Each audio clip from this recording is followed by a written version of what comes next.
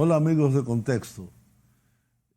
Estamos de nuevo en sus hogares, en nuestra programación de 9 de la mañana a 10 por RNN y de 12:30 a 1:30 de la mañana también por RNN, también pudiendo sintonizarnos en las redes sociales, particularmente en YouTube, Facebook, Instagram, donde retransmitimos nuestro programa en diferido. En esta ocasión hemos invitado a un amigo, a un profesor, a un diplomático, antropólogo, historiador. Es una persona con una experiencia y una formación profesional y académica muy vasta. El buen amigo Rafael Julián, ex embajador dominicano en Haití, ex embajador dominicano en Uruguay, ex embajador dominicano en Perú. ¿Se me queda alguno? En Ecuador. En Ecuador, eso se me y en pasó. Bolivia. Y en Bolivia también. Sí. Entonces, Rafael y yo nos conocimos en los años mozos estudiando en Europa, en Francia.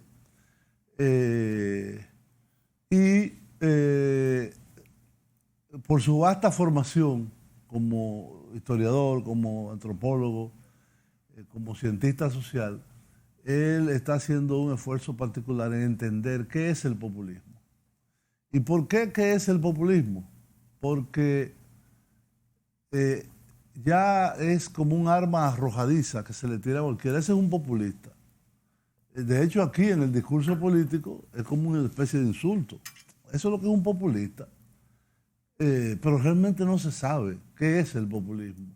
Y se clasifica de populista desde los fenómenos fascistas a principios del siglo XX, como no solamente Mussolini, sino en Europa Oriental hubo muchos casos, el nazismo, hasta Chávez, hasta Evo Morales, hasta Andrés Manuel López Obrador, el sandinismo, y ahora a fenómenos de extrema derecha como es la creciente extrema derecha en Europa, el movimiento Cinco Estrellas, que gobierna conjuntamente con la Liga Norte en Italia, el movimiento de Marine Le Pen, Frente Nacional, ahora Reagrupamiento Nacional, y muchos otros que hay también en Europa. Entonces, Rafael, ¿qué es el populismo? Bueno, el populismo es eso que tú comentabas. En primer lugar, un sentido corriente, digamos, vulgar, asociado al manejo irresponsable del gobierno por parte de algunos líderes.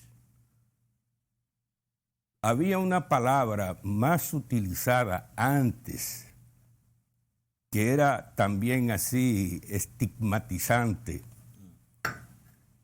pero que ha desaparecido del vocabulario político, que es la palabra demagogo. Sí. ¿Verdad? Porque sí, demagogo era más o menos un equivalente a lo que se entiende de manera vulgar por populismo o por populista. Pero la verdad es que el término demagogo y su familia léxica ha salido del espacio, sí, del espectro público, y en su lugar tenemos el populismo y su familia, y está copando la atención del público, pues no entendido, pero también del público entendido, de sí, especialistas. Sí. Y la prensa internacional la usa mucho. Especialistas en economía, en politología, en sociología. Todo el mundo habla de populismo, y la verdad es que el fenómeno del populismo se ha estado generalizando a escala mundial. Entonces hay que prestarle atención al fenómeno y a su análisis el interés que presenta la obra de un investigador como Ernesto Laclau, argentino, que sí, recién fallecido, y su esposa sobreviviente, que se llama Chantal Mouffe, de origen belga, es el de que esta pareja comenzó a estudiar el populismo cuando no tenía el populismo todavía ese alcance casi planetario. Y no solo es una cuestión cronológica, el interés que presenta la obra de Laclau y Mouffe, sino la novedad epistemológica de esa obra, porque esa obra se construye a partir de el acervo doctrinario, el acervo teórico disponible, entiéndase, el marxismo, la obra de Weber, Gramsci, la obra de Gramsci, muchos marxistas que trabajaron los procesos políticos y particularmente los procesos políticos de Europa Occidental. Y esta obra y de América Latina. Sí, pero porque el populismo es más sí, propio en los últimos, vamos a decir, 70, 80 años de América Latina, comenzando con Perón, el país de Laclau. Es cierto, pero a esos teóricos venidos del marxismo, Sí. por ejemplo, o de la socialdemocracia, Sí. son sobre todo europeos, aunque el fenómeno tomó un relieve particular en América Latina, con la experiencia peronista, la experiencia de Vargas en Brasil. Y nos resulta extraño que sea un argentino. Claro, por eso decía. Que además de teórico, de investigador, de analista, era un militante político y lo fue toda su vida. Sí, sí. Entonces, ese argentino parece que estuvo impresionado por ese fenómeno y del populismo argentino, del peronismo, y dada la multitud, la cantidad de enfoques, de aproximaciones al fenómeno, parece, yo me pongo en su lugar, parece que él dijo, no, esto tenemos que, como hizo Bosch acá Sí. después de la guerra, ¿verdad? Composición social dominicana. Hay que hacer un retiro de estudio, porque la cosa es más compleja de lo que se trata de manera así empírica. Y entonces el hombre se fue, parece, a Europa, o parece no, se fue efectivamente a Europa. Profesor de la Universidad de Essex. Parece que estudió en varias universidades, terminó radicado en Londres. Sí. Y su esposa todavía trabaja también en Inglaterra, y se dedicó Ernesto Laclau a hacer el estudio del populismo, pero con trozos de teorías, de puntos de partida teóricos, de distintas corrientes de pensamiento. Y produjo una obra originalísima, que naturalmente esa obra dispone, y ya lo he dicho, del acervo teórico que tenía Ernesto Laclau disponible en ese momento, y de toda la revisión que había, sobre todo del marxismo occidental. Y entonces, convoca a una multitud de disciplinas. Este investigador hace uso de gran cantidad de investigaciones en lingüística, investigaciones en retórica, investigaciones incluso en misticismo, que son especialistas en retórica y que articulan cantidad de fenómenos de la realidad a través del discurso. Porque, ¿qué es lo que hacen los misticistas? Eso. Sí. Y los religiosos en general. Pues incluso hay un pequeño libro de Laclau que se llama Misticismo, Retórica y Política, que es muy interesante y que presenta en una síntesis apretada, aunque el libro está compuesto, es un pequeño breviario publicado por el Fondo de Cultura Económica de México. Está compuesto por 3 conferencias, pero ahí están los fundamentos epistemológicos del enfoque de Laclau, que se llama una teoría discursiva del populismo. Eso de teoría discursiva del populismo tiene implicaciones muy grandes y graves en términos teóricos, porque es la concepción de la realidad. No hay realidad objetiva, sino toda realidad es, en último término, una realidad discursiva. O construida. O construida. El espacio social es un espacio discursivo, porque todo lo tenemos que procesar a través del lenguaje. Entonces, eso no existía, ¿verdad? En tiempos de Marx, por supuesto. No.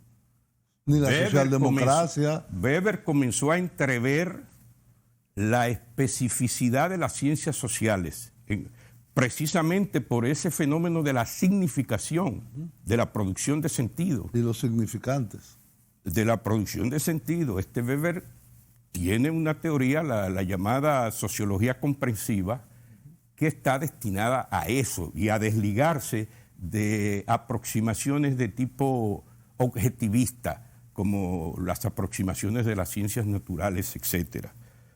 Y luego, un marxista como Gramsci, en sus investigaciones, que en parte las lleva a cabo en condiciones tan especiales que son las condiciones de una cárcel, este señor, este pensador italiano, se dedica a trabajar el aspecto político de la cuestión social, que no es extraño tampoco, ¿verdad? No es extraño que sea Laclau, un argentino, el gran teórico del populismo, pero tampoco es extraño que Gramsci haya sido el que puso los cimientos de un entendimiento político del proceso social y no lo político como expresión de otra esfera exterior a ella, a la política, a la práctica política, como es el determinismo económico. Sí. Entonces, porque yo digo que no es extraño que sea Gramsci, el pensador occidental que se ocupó de esto, porque es que en Italia hay una gran tradición de investigación política, sí, comenzando con el padre fundador, Maquiavelo. Sí, así es. Maquiavelo es, el que lea Maquiavelo asiste a la inauguración de un nuevo entendimiento de la realidad política. Todo su lenguaje y todas las problemáticas de Maquiavelo son originalísimas. Maquiavélico es el origen de la política como disciplina específica.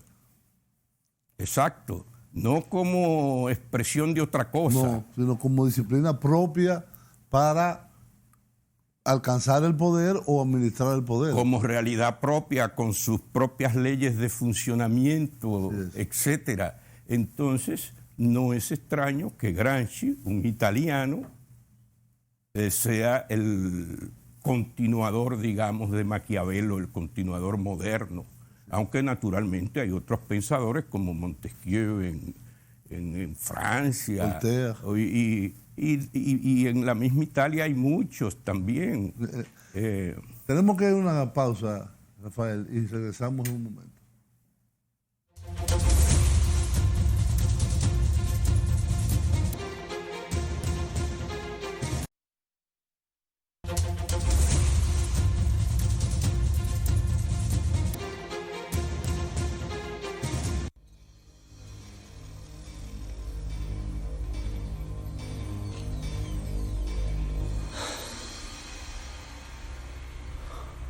Ya sé lo que es el populismo. Demuéstralo. Comunista, etarra, bolivariano, amante de Stalin.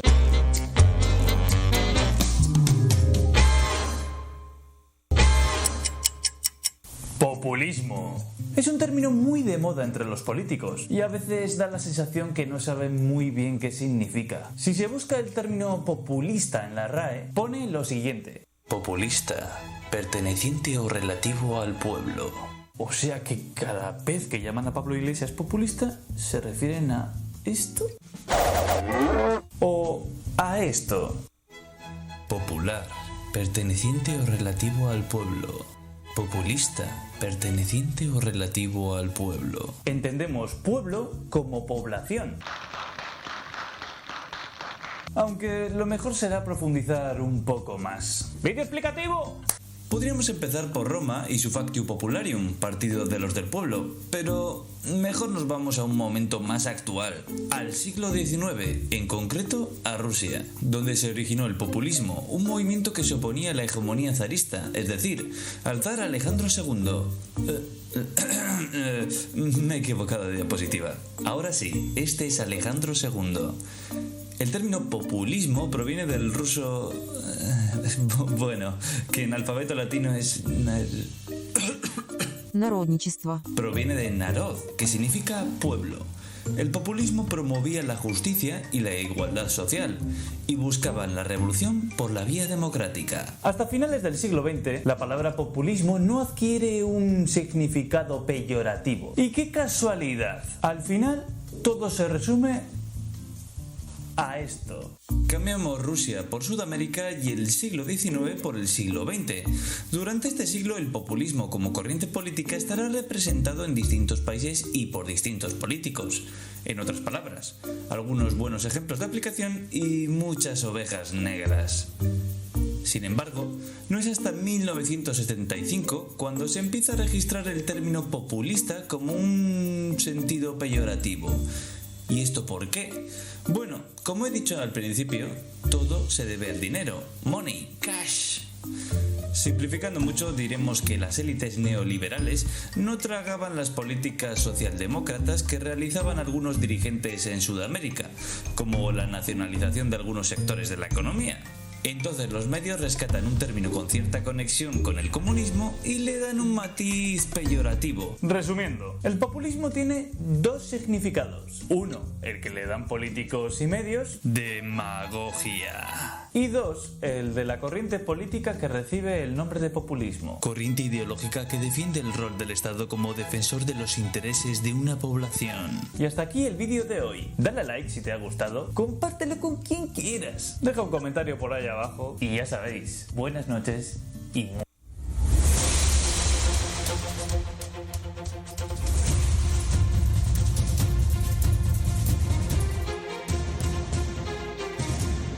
Bien, amigos, ahí veíamos este video un tanto jocoso sobre qué es populismo. Y populismo es, en su definición, diríamos, etimológica, lo que es del pueblo, lo que viene del pueblo. Sin embargo, como decía muy bien, la corriente surge como corriente política activa y con un programa político en Rusia. Los los populistas rusos, de los que habla tanto Lenin, que proponían algo que nos sea un poco común al oído: justicia social y democracia. Al final la revolución barrió con todas esas corrientes en Rusia y se impuso el marxismo propugnado por los dirigentes bolcheviques y después por Stalin. A partir del fin de la Primera Guerra Mundial aparece en Europa una serie de fenómenos que venían de algunos partidos socialistas, como es el caso de Mussolini, que venía del Partido Socialista Italiano, Hitler, que se decía a sí mismo nacional socialista, por eso el nazismo. Después aparecieron otros que no tienen nada que ver con el populismo, como es Franco, que ya es una típica dictadura militar. Pero ¿cómo llegamos desde el Partido Fascista Italiano, que yo no sabía que Perón había sido agregado militar en Italia, y tuvo 3 años, del 38 al 41, en Italia, y tuvo cierta fascinación por el fenómeno que lo influyó posteriormente en el gobierno que comenzó en 1943. ¿Cómo estas reivindicaciones populares como mejor salario, mejores condiciones de vida, vivienda, y la apelación del líder al pueblo, sin intermediarios, sindicatos, derivan en fenómenos no solamente nacionalistas, como sería el caso de Lázaro Cárdenas en México, sino fenómenos que recientemente se han catalogado como populistas, el chavismo, o el caso de Evo Morales y de Rafael Correa en Ecuador. Es decir, que han sido elementos transformadores de su realidad, para una cosa o para otra, pero lo han sido. Es decir, ¿cómo se puede, con un mismo concepto de populismo, con ese significante, como decía la Clau, populista, ir desde Mussolini hasta Chávez, vamos a suponer, o hasta Morales? Y la prensa occidental lo usa indistintamente. Bueno, eso se explica porque el populismo no es un régimen político específico, tampoco es una ideología.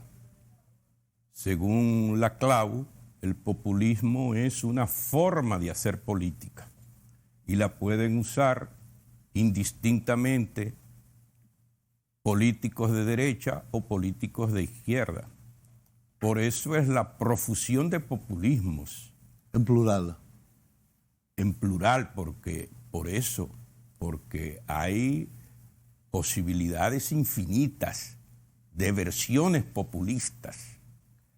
Ahora, el populismo en el análisis de la Clau tiene un esclarecimiento que nos permite a nosotros salir de esa nebulosa indefinida, como toda nebulosa, y es que para la Clau el populismo se da en determinadas coyunturas. ¿Esa coyuntura qué deben tener? ¿Qué deben contener? Esas coyunturas tienen que... hay una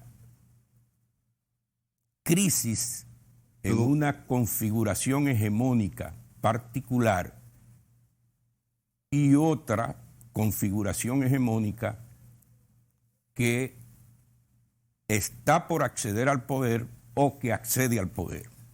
Vamos a suponer, para que la gente entienda aquí en el programa, la crisis de régimen que se da aquí a la muerte de Trujillo y entre el 61 y el 66 todos los intentos de implantar un régimen distinto, particularmente vía el PRD y de Bosch. Ese es un momento populista. Típico. Independientemente de quién saca provecho, el momento. El momento es populista porque es el momento de crisis de una configuración hegemónica. Y entonces intervienen actores contrahegemónicos y proponen una nueva estructura. Una nueva estructura. Por eso pueden ser hasta militares. Puede ser de cualquier índole. Como fue Chávez. No. Puede ser, sí. Puede ser una facción militar que dice... Perfectamente. O como fue, bueno, no exactamente, pero como fue Camaño. Puede ser. Puede ser que el régimen de Nasser en Egipto haya sido así de corte populista. Sí. Y el del Frente de Liberación Nacional en Argelia. Sí, pero en el caso nuestro, de la coyuntura del 61, 62, digamos, hasta la ocupación norteamericana de 1965, ajá. Pues es un contexto de eso es lo que enfrentamiento populista. Eso es lo que se llama el momento populista. El momento populista. Que no tiene nada que ver quién saca el provecho ni quién lo encarna. Sí, no. O si lo derrotan o si sale triunfante. Ahora, el actor que representó la corriente o el enfoque populista en esa coyuntura fue Juan Bosch. Hasta una terminología se inventó. Bueno, la oposición, tutumpotes, hijos de Machepa, sí. Es arriba y abajo. Arriba y abajo, y esa dicotomía es necesaria a la delimitación de un espacio de enfrentamiento populista. Bosch hace esa división de la sociedad entre un nosotros y ellos. Y un ellos. Y el nosotros es nosotros el pueblo, los hijos de Machepa, y ellos, la oligarquía dominicana, su opuesto. Y entonces hay ahí, por eso él decía, esta pelea, esta lucha no se da entre trujillistas y antitrujillistas. El trujillismo, muerto Trujillo, el trujillismo cesó. Hay remanentes, pero esto cesó y nosotros no podemos seguir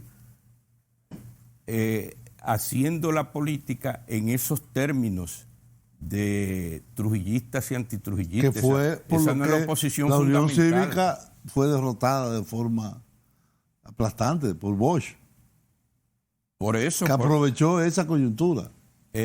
Bosch aprovechó la coyuntura, pero él la entendió. No, es que la entendió. Es que lo que estaba pendiente era una valorización del pueblo mayoritario dominicano. Y lo que estaba bajo dominación era ese pueblo dominicano. Y por lo tanto, la lucha tenía que ser eminentemente social y no entre personeros de corrientes políticas. Ahí Bosch fue en eso magistral, pero en Bosch y en esa coyuntura nosotros tenemos los dominicanos un ejemplo palpitante, un ejemplo riquísimo de disputa populista. Disputa por la democracia, porque Bosch toda su lucha la hace dentro del marco de la democracia representativa. Sí es. Y de ahí su constitución del 63. Y hace apelación a la lucha de clases, pero él mismo dice, bueno, la lucha de clases es parte del conocimiento común que se ha generalizado, pero él mismo no era marxista, después dijo que no había estudiado el marxismo. Y después dijo que sí lo estudió. Que después comenzó a estudiarlo. Sí. Y sin embargo, Bosch pone en funcionamiento conceptos que vienen de la tradición marxista, como es la conceptualización de las clases sociales. Claro. Pero Bosch no tiene el horizonte marxista. Bosch nunca se le oyó hablar a Bosch en términos finalísticos, de que se iba hacia una revolución socialista. No, o un estadio comunista, etcétera. Él no tiene ese lenguaje. Él usaba el instrumental en algunas ocasiones. Porque era un instrumental, como él mismo dijo, de que se había vuelto patrimonio común. No, y útil para entender la realidad. Y útil para entender la realidad. Pero él nunca estuvo aferrado a esencialismo de clase, tampoco. Y nunca tuvo finalismo en el pensamiento de Bosch. La dinámica de la práctica política de Bosch en parte se debe a eso. No estar maniatado por ideas finalistas, sino ver la práctica política como una práctica agonista, es decir, que no tiene cese, y una guerra de posiciones, como decía Gramsci. No de movimientos. Es interesantísimo el análisis hay que hacer el análisis de la política de Bosch a la luz de la teoría de Laclau. Es una tarea interesante. Y nosotros, sí. Y pendiente. Y está pendiente, porque es que Bosch aunque él tenía una concepción, una visión del populismo tradicional, como que la versión peyorativa, sí. el sentido de hecho, peyorativo él lo rechazó del populismo. explícitamente. Él rechazó explícitamente el populismo. Bueno, porque Bosch era un político al mismo tiempo que popular, muy responsable, y creía en instituciones. Pero su política es típicamente populista. Sí. Lo que Bosch intenta hacer es construir un poder hegemónico de origen popular. Y eso es lo que alcanza, lo que logra. Lamentablemente Bosch lo logró sin el apoyo, como él dice en su libro Crisis de la Democracia de América en República Dominicana, sin el apoyo de la juventud de la clase media dominicana, que era la juventud que estaba actuando políticamente, revolucionariamente en el resto de América Latina. Y aquí en el 14 de junio. Pero acá, el 14 de junio, se apartó de Bosch y más bien llegó a ser incluso actuar como el ala izquierda de la Unión Cívica Nacional. Y después se alzó en armas contra el golpe. Después se alzó de manera paradójica, de manera sorprendente, se alzó en armas contra el golpe militar. Supuestamente para restablecer el gobierno de Bosch, cosa que no hay que aceptar de manera así inocente, sino hay que someter eso a un examen político. Volviendo a que la gente entienda esos momentos populistas, que no tienen nada que ver con quién lo representa ni quién lo capitaliza. Esos momentos populistas, como tú dices, son momentos en donde hay una crisis del régimen y no ha surgido o no hay una alternativa que pueda sustituirlo. Vamos a suponer la muerte de Trujillo, el asesinato de Trujillo, abre en la República Dominicana un momento populista. En el caso de Venezuela, para que la gente entienda, el intento de golpe de Chávez en 1992 y posteriormente el débil gobierno de Rafael Caldera, comienza a abrir un momento populista que lo aprovecha Chávez en las elecciones del 98 y las gana. Aquí, en el año 1994, se abre una crisis de régimen también, cuando las elecciones que nada más se hace una reforma a la Constitución y se prohíbe la reelección, etcétera, etcétera. Ese es un momento populista también. No Del 94 al 96. No necesariamente, porque esa es una crisis política, pura y simplemente. No fue una crisis de régimen. Es la crisis de una configuración hegemónica que tiene un componente económico, un componente... Eso es lo que en el marxismo le llaman crisis prerevolucionaria. Pero ese bajo el esquema antiguo de crisis revolucionaria. O prerevolucionaria. En realidad, la investigación de la Clau y de su esposa sobreviviente, la Chantal Mouffe,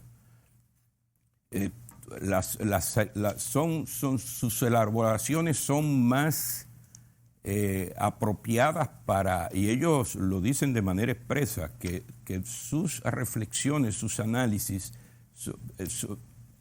tienen validez para Europa Occidental.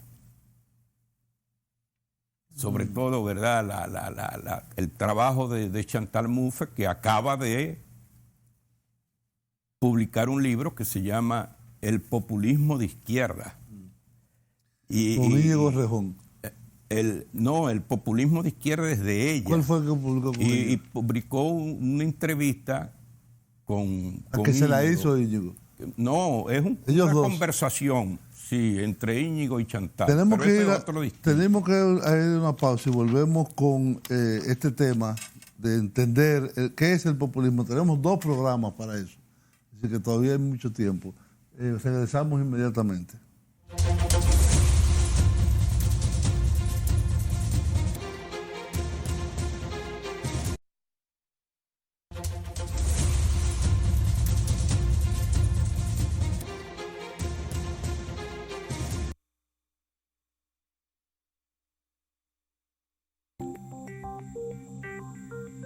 Y el populismo es un término neutro. Populismo no es el nombre de una ideología. Populismo significa una forma de construcción de lo político que se funda en interpelar a los de abajo frente al poder. Ahora eso se puede hacer de ideologías muy distintas. Je suis la candidate du peuple. Our movement is about replacing a failed and corrupt political establishment with a new government controlled by you, the American people. Tú también eres Chávez, muchacha venezolana. Tú también eres Chávez, muchacho venezolano. Tú también eres Chávez, trabajador, trabajadora, abuela, abuelo. Tú también eres Chávez, niña venezolana, niño venezolano. Tú también eres Chávez. Chávez en verdad se hizo pueblo.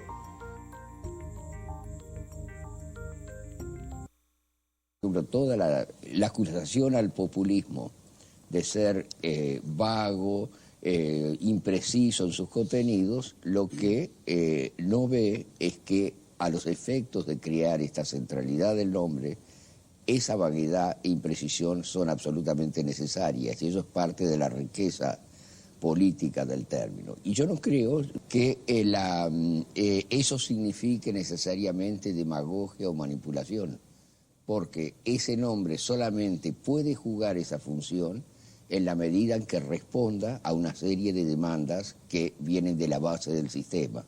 O sea que ahí me parece una democracia de tipo distinto potencialmente.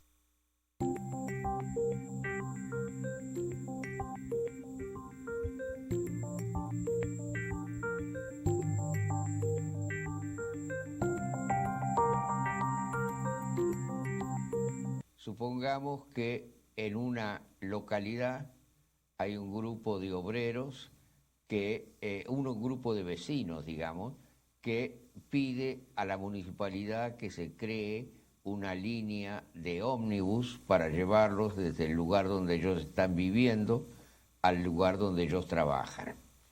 Si la municipalidad acepta la propuesta, no hay problema, pero si no la acepta, ahí hay una demanda frustrada. Y si esa gente que tiene esa demanda frustrada ve que hay otras demandas que se refieren a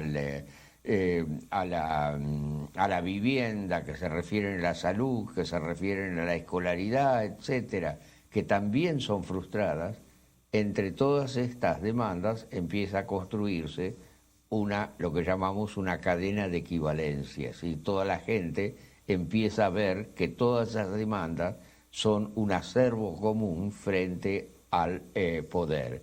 Y al final se empieza a crear una frontera entre el poder y las demandas que han sido rechazadas. Ahora, en cierto momento una demanda empieza a adquirir una centralidad. Ahora, cuanto más centrales son, menos relación guardan con la demanda original, porque empiezan a ser las demandas de una colectividad en su conjunto.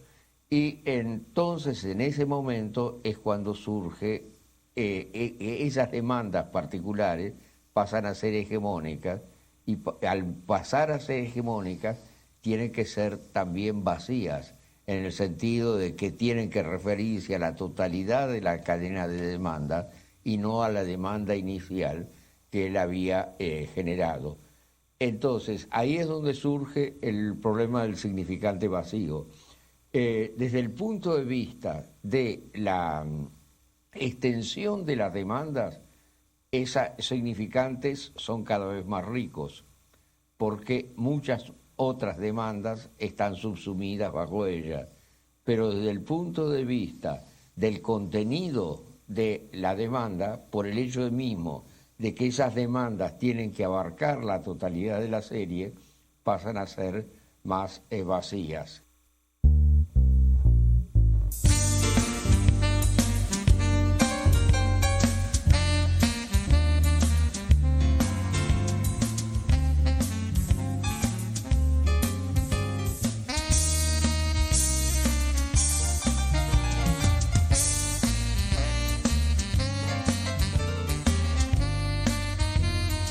Absorbía elementos que venían del radicalismo, del socialismo, del conservadurismo. Es la transversalidad, articular fuerzas que tienen distintos orígenes históricos, incorporando a sectores que antes no habían estado incorporados.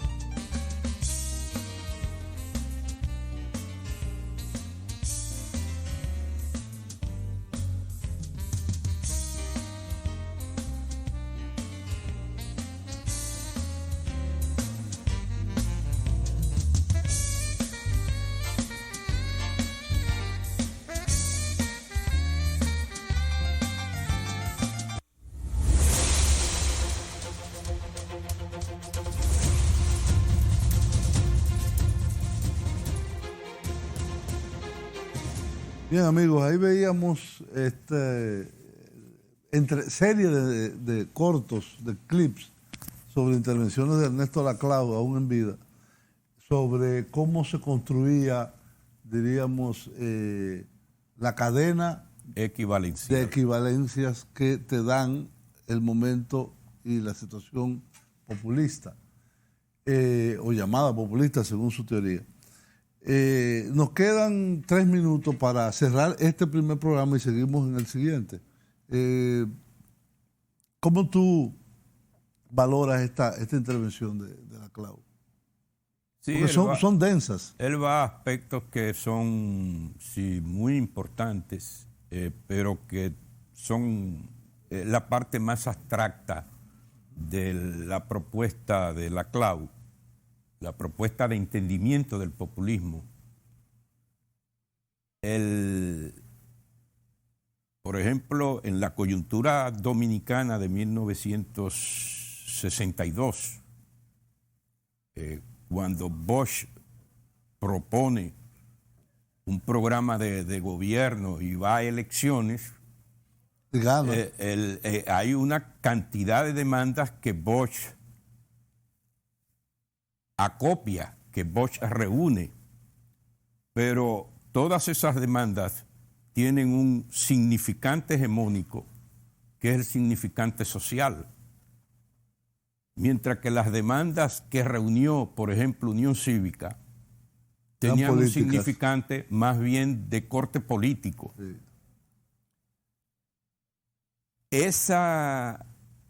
El sistema de equivalencias puesto en funcionamiento para la agregación de demandas es súper interesante en el pensamiento de Laclau, porque ese sistema de equivalencias es el que va a permitir entender la dinámica, la lógica de la práctica populista de la política.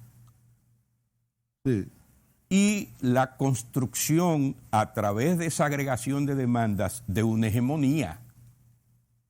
Tú no fabricas hegemonía, tú no construyes hegemonías en el aire. Tiene que ser interpretando las demandas, agregándolas bajo el sistema ese equivalencial de Laclau, o que Laclau ha propuesto, y convirtiendo eso, Bush decía, los esfuerzos hay que convertirlos en fuerza. No, interesante cómo este video comienza con Marine Le Pen, la líder de la extrema derecha, hablando del pueblo, que ellos son la representación del pueblo, con Donald Trump haciendo lo mismo, ellos y nosotros, y Hugo Chávez, que son desde el punto de vista ideológico extremos, pero que, diríamos, tienen en común esa ruptura de la hegemonía de... El establecimiento de una frontera y el tratar de derrumbar un poder hegemónico por otro. En el poder. Así es. Por otro. Así es. Señores, vamos a continuar en el próximo programa conversando con Rafael sobre ese tema, pero ahora tenemos que ir a una pausa o el final de este primer programa. Hasta el próximo.